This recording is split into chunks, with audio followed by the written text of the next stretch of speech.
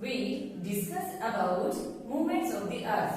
Our third number chapter is movements of the earth. There are two types movements of the earth. First one, rotation.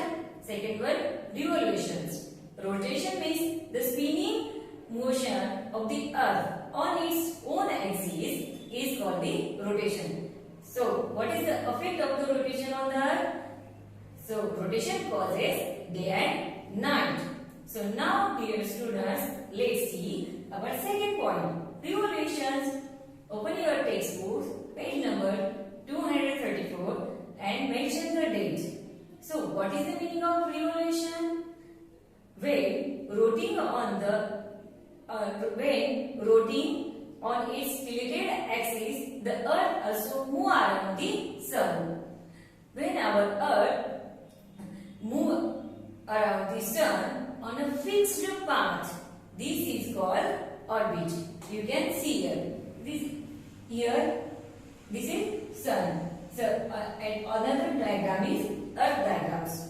So, when our earth spinning motion of the earth on the own axis, then our earth is also around the sun on the fixed path is called the orbit. The earth completes one revolution in 365 1.5 days. We have only 365 days on our calendars.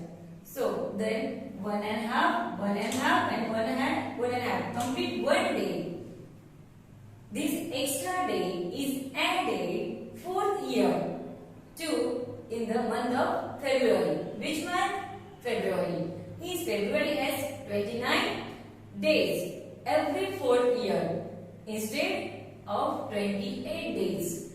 A year with 366 days is known as a leap year.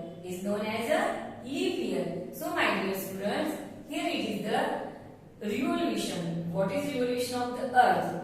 When rotating on its tilted axis, the earth also moves around the sun on the fixed path.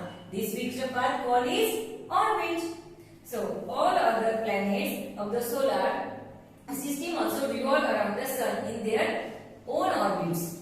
The time taken of move around the sun varies depending on their distance from the sun. We know that the moon also revolves around the earth.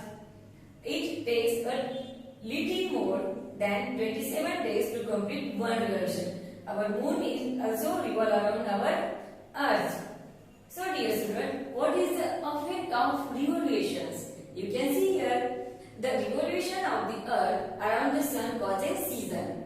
Rotation causes day and night, and revolution causes season. The main season experienced on the earth are, here it is 4 main season mentions. You can see here, summer, winter, spring and autumn. It is summer season. It is the hottest season. It falls between spring and autumn. This season falls between spring and autumn.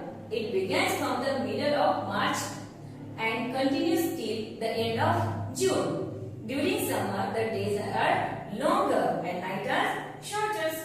Then winter season. It is the coldest season. It falls between autumn and spring. Then from the middle of November and till the end of February, the days are shorter and nights are longer. Then we see here third, spring. It falls between winter and summer season. It remains for the month of February and March. The length of the day increases as the season progresses. Then autumn season. It falls between summer and winter. Example, in the month of September, the nights fall early and temperature starts falling. When the northern hemisphere experiences summer, opposite the summer, southern hemisphere experiences winter season at the times. And vice versa.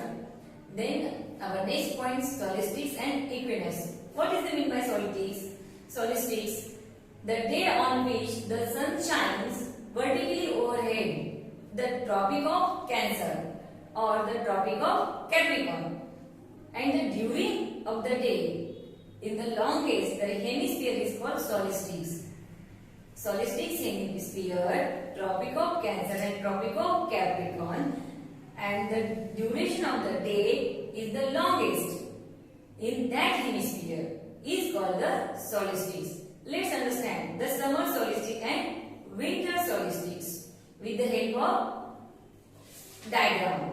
Page number 236. You can see here. The 21st June is the longest day in the northern hemisphere and the shortest day in the southern hemisphere.